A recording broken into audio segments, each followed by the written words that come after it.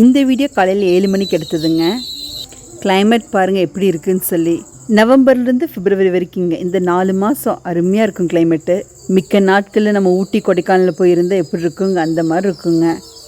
பிப்ரவரி 3வது வாரத்துலேருந்து அப்படியே கொஞ்சம் புத்தி காமிக்க ஆரம்பிச்சிருங்க. அப்படியே சூரிய பகவான் உக்கிரமாக வரக்க ஆரம்பிச்சிருவார்.